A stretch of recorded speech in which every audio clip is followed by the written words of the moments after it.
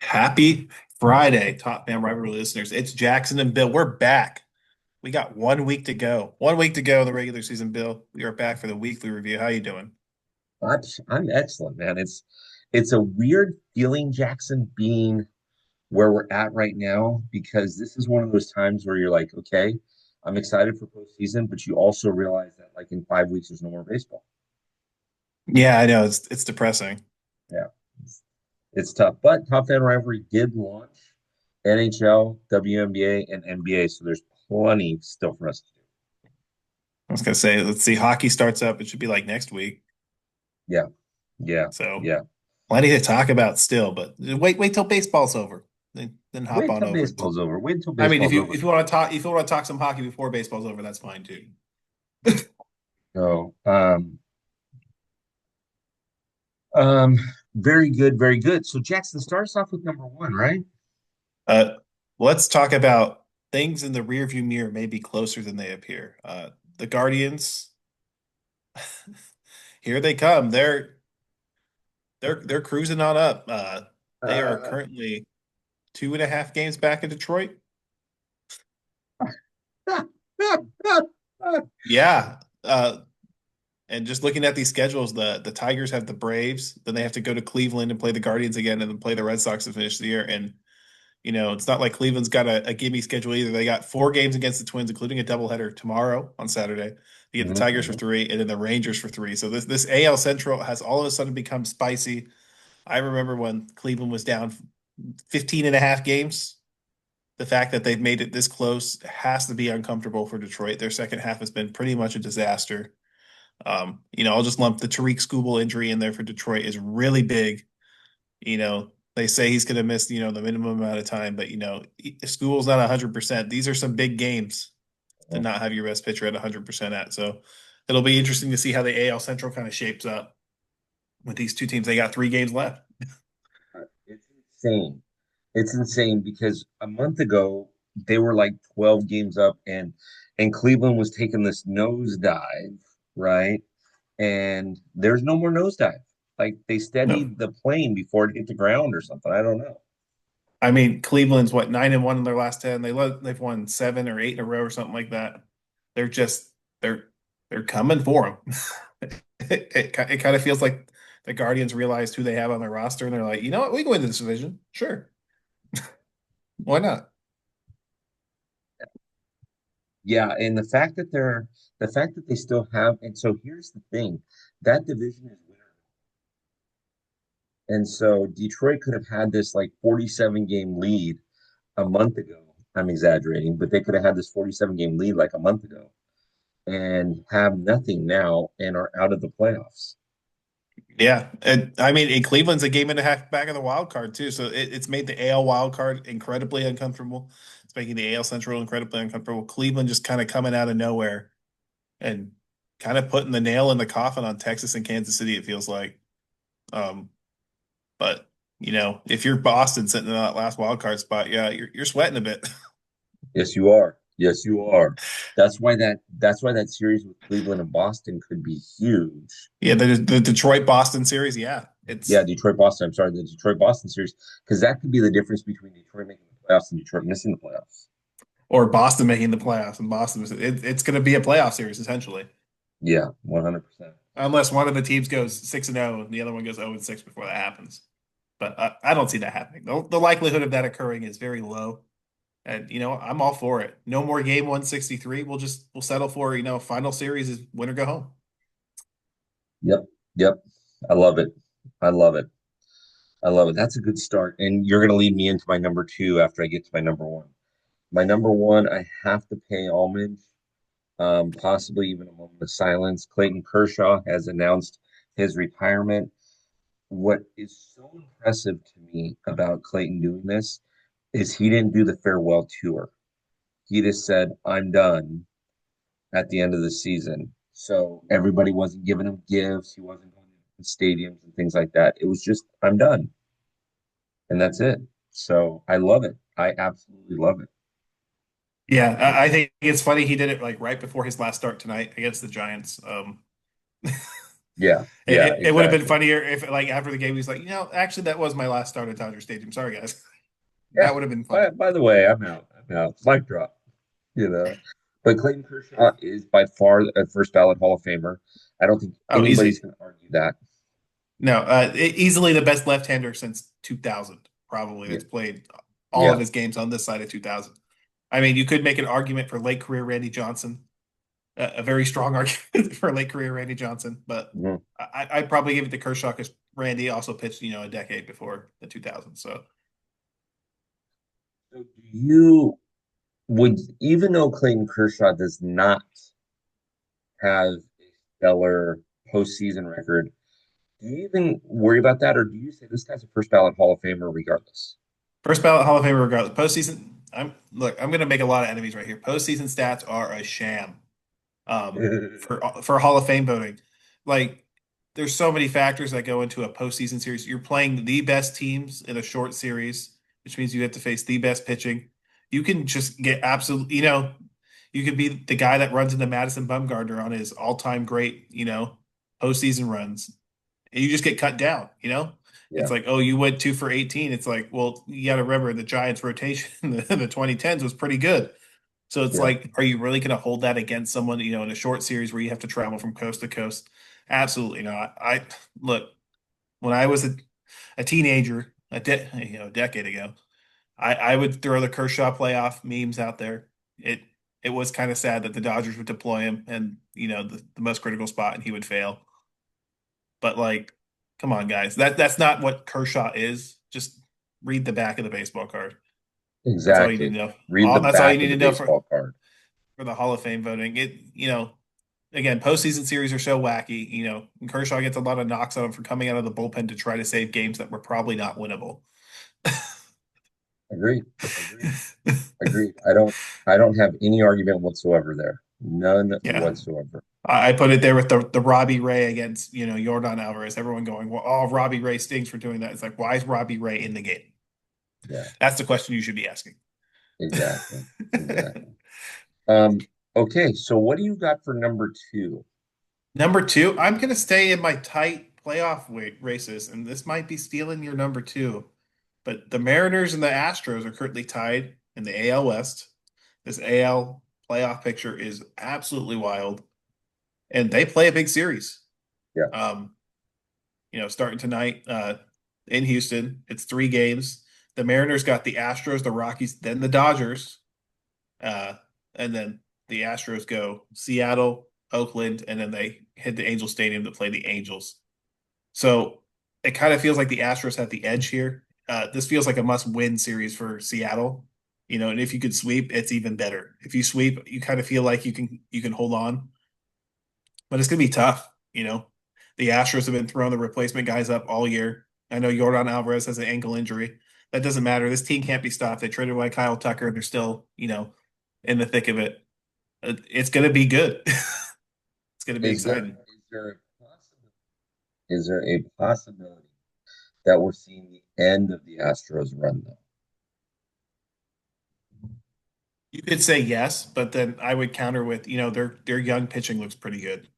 Yeah, Guys like Hunter Brown have really turned a corner. They have some guys in their farm system. Houston's really good at scouting and churning out major league ready baseball players. I think in the AL West is winnable every year, unless, you're the Athletics and not trying to win. yeah, yeah. Uh, No, as 2000%. as sad as it is to say, it's winnable every year. The Angels are in the mix, for 2/3 of the year every year. Mhm. And they've been losing 90 games a year for the past couple of years. So I don't think this is the end of the Astros. I think it's going to be a new look Astros team. It's not going to be the same old Astros that we're used to, Yeah, 2000, despite them trading for Carlos Correa again. 2000%, 2000%. Um, you're gonna, I think you're gonna love my number two. My number two is something that I wish that got talked about more. But Jose Ramirez is putting together a Hall of Fame career. And Yep. Nobody's talking about it because this year it's Cal Riley or Aaron Judge. Last year it was Aaron Judge. Before it was Shohei and Aaron. This guy is putting together. I mean, I know Jackson's over there looking up stats, but Jackson, tell me I'm wrong. Tell me that this I'm guy just is checking not going in. to have a Hall of Fame career. Jose Ramirez is probably going to be a Hall of Famer. I would vote for him on the first ballot. I don't know about other people. Probably because he played in Cleveland his whole career. Probably not. You know how the voters get, but like the Mhm. value he's provided from all the infield positions. And this year, you probably could make an argument that he is, an MVP candidate. Yeah, yeah. Especially Cleveland somehow wins the division. You could say, Jose Ramirez carried him there. He's 2 home runs away from another 30-30 season. Mhm. He has Yep. 39 stolen bases. The man, he's a machine. An absolute machine. An absolute He's machine. he's only 32, so you're probably going to see like 4 or 5 more years of this. The stolen bases will probably go down every year, but who knows? Some of these guys are getting it's starting to become a trend. We've seen Juan Soto steal almost 40 bases this year. He's not fast. Stealing bases is an art. You don't need to be Ricky Henderson Yeah, to steal, 30 bases a year. So I it's agree. it's gonna be really interesting to see what happens when Jose Ramirez retires. Yeah. But if the Baseball Writers of America want to give me a vote, I'd vote for him. Me too. Yeah. Um, I agree. I agree. What's your number three? I wanted to stick with the divisional themes today. So there's one more division I want to talk about that might be closer than you think, and it is the National League West, Bill. You may not like to hear it, but the National League West is coming down to the wire. The Dodgers hold a 2.5 game lead over San Diego, and they finished their season with 4 games against the Giants, 3 against the Diamondbacks, and 3 against the Mariners. And the Padres got the White Sox for 3 this weekend, and then Milwaukee, and then Arizona. So it's going to be really interesting. I think both teams, they finished against some really strong competition that are still in playoff hunts. Mhm. It's going to be really interesting to see, if the Dodgers can hold on. Uh, they've been playing better as of late, and the Padres is just they've been squandering games left and right, but somehow they're still here. So I think we're going to see the true Padres over this next week, whether they give the Dodgers a fight for it, Yeah. Well, because they're basically into the playoffs at this point. It's do they want to fight for that division title? I honestly, the Padres have not taken advantage of Dodger losses and Dodger stuff. Okay, that's all I mean. The Dodgers have struggled, and the Padres have said, "Struggle away, boys. Yeah, It's okay. We're good with eh. it. that's, Not a that's what big it's kind of deal." that's what it's kind of felt like. But I would give a slight edge to the Padres though, because Milwaukee might be resting that last week. They might be swapping some guys in and out because they're so far ahead of But yeah, it's they're so far ahead of everyone for that bye. It'll be interesting to see. yeah, It kind 100%. of feels like this Giants Dodgers series this weekend is going to decide the NL West. But if you don't like that, you don't like NL baseball. Exactly. Don't know what to tell you. You ain't American. Yeah. Yes. Jackson, my number three is actually going to surprise you a little bit. I have had massive amounts of debates with people online, not online, all over the place about MVP candidates. I am going to not make some friends here. Okay? I'm just going to call it like it is. I'm going to say if you took Riley out of Seattle, Seattle's not where they are. If you No. took Aaron Judge out of New York could still be where they're at. So if I'm voting for the MVP. I'm giving it to Cal Riley. I want to say that too. He's broken the record for most home runs by a catcher, by a switch hitter. He has a chance to hit 60 home runs. Hmm. The Mariners, kind of have I know they have some games against some good teams left, but just put him in against the Dodgers bullpen. He'll get to 60. I'm sorry, I had to take that. I had to take No, that no, shot. no, no. Listen, that's. I was talking to Sam earlier from around the diamond, and I said, "Hey, get into a bullpen early, man, and you'll be fine." Yeah, he'll hit 60 easy, but you know it. I know Aaron Judge is a generational player. We Mhm. all know Aaron Judge is a better baseball player and a better hitter than Cal Raleigh. But that does not mean he's the most valuable player because that's not how that award works. Correct. Now, Cal Riley is hitting 247. He's got 56 home runs. I get it. Okay. 247 is not amazing where you have Aaron Judge right now hitting 329 I was gonna say hit with what 330. 48 home runs. I mean, I get it. Aaron Judge is putting together a Hall of Fame career. As of right now, I am not saying that this is a lock for either one of them. But as of right now, Aaron Judge is putting together a Hall of Fame career. Cal Riley is putting together a Hall of Very Good career. And please don't at me, guys, you New York fans, you Seattle fans. This is just I'm not out there doing it. These guys are doing stuff that I couldn't do myself. So I mean, hats off to you guys, Yeah. right? I But mean, every time I see a Cal Raleigh home run highlights on a pitch, he has no business hitting out of the ball. yeah, yeah, and that's So and honestly, Jackson, that's just the way that it kind of is. It rolls. It's all of the things, right? And I've had some debates online, especially on X, with some people, and I mean, people are very passionate about this topic, and and I think they very well could be. I mean, even in the National League, I'll bring up the National League during the honorable mentions on what I think about that. But honestly, Jackson, I Cal Riley's doing things that are insane. And when you are a part of a conversation that includes Mickey Mantle in it, you're pretty in good. Yeah. you're And you're people rolling. have to people have to remember MVP awards are all about narrative. Hmm. Um, Mike Trout lost a few MVP awards because of narrative. Hmm.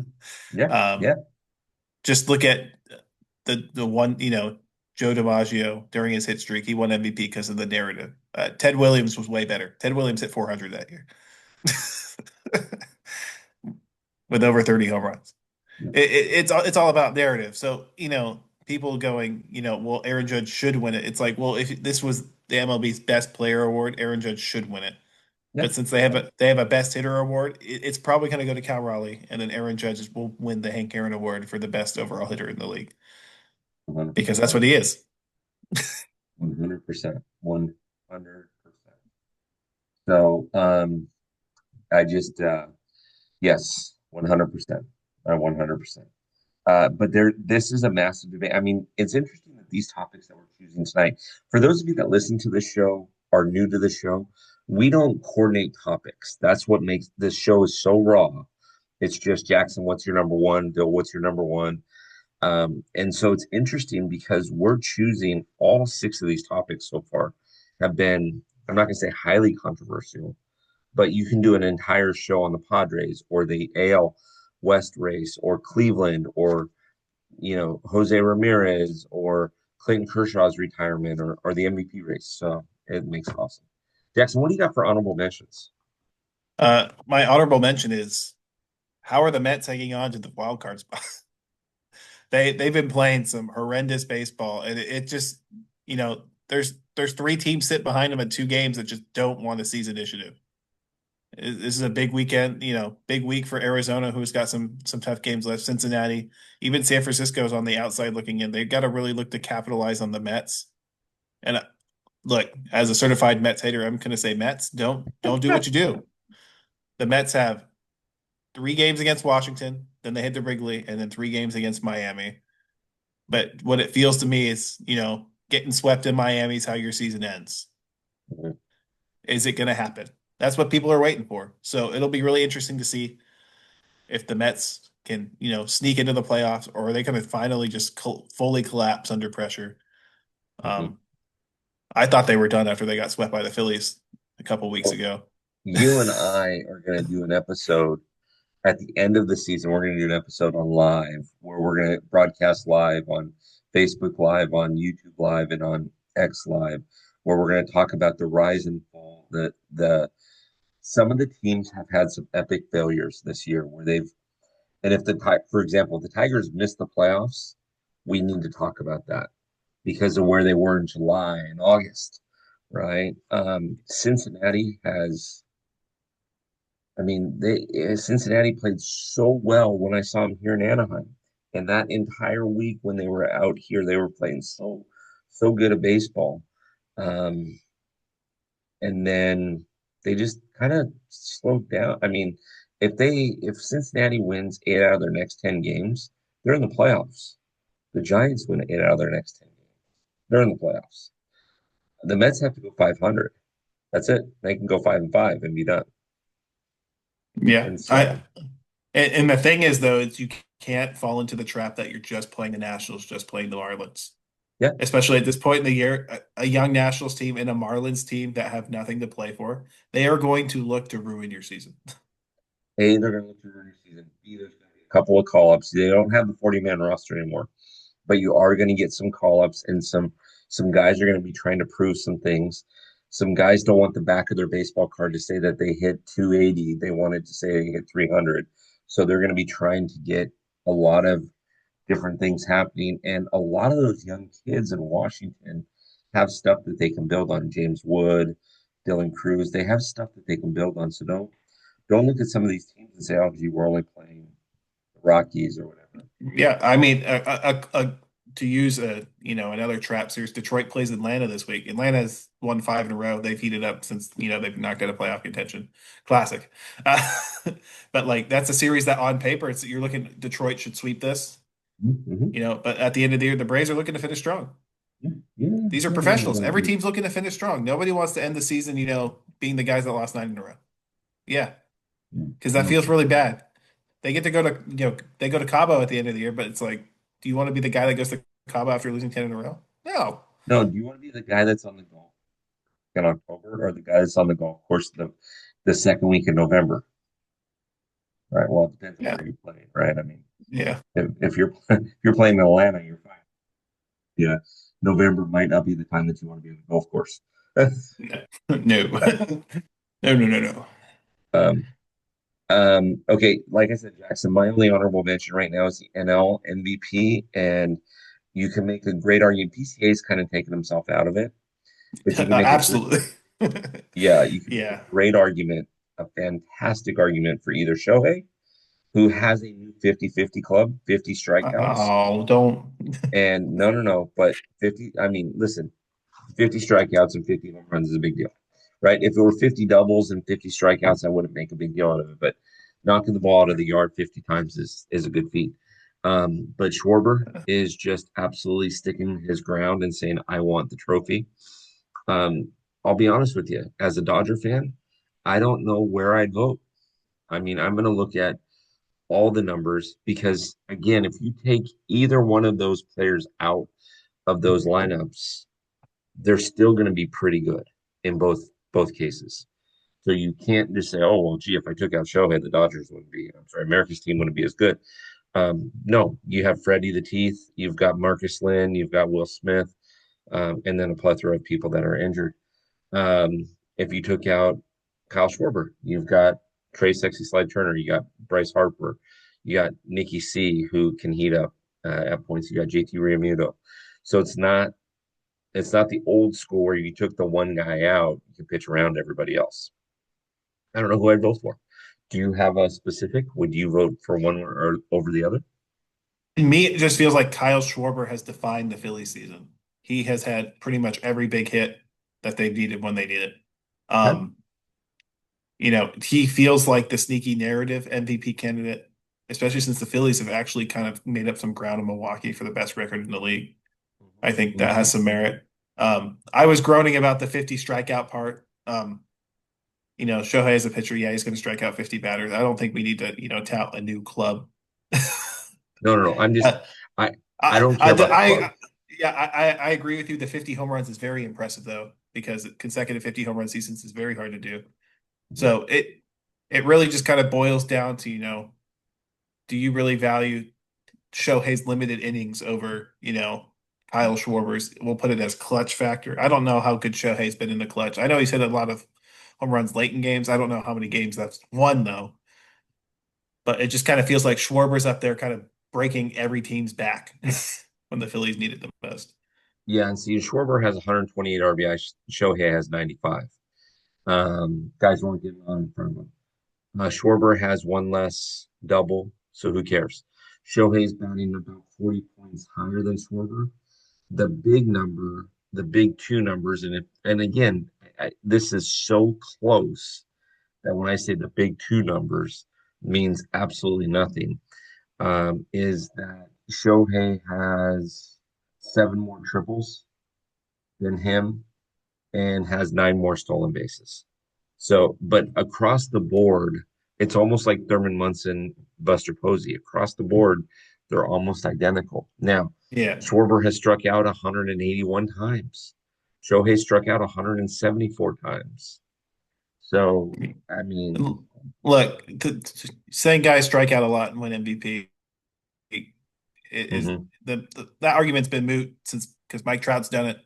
Yeah, You yeah, know, yeah, yeah. you going even further back, Ryan Howard. Like, come on, how many times did Ryan Howard strike out that season? Well, Probably about never against 170 the times. Dodgers, but he struck out a lot, but never against the freaking Dodgers, and never when Oh, the Dodgers needed him to strike out. Can I just get that on record, Jackson, please? it is on record. Yeah, here you go. Ryan Howard's MVP year, he struck out 181 times.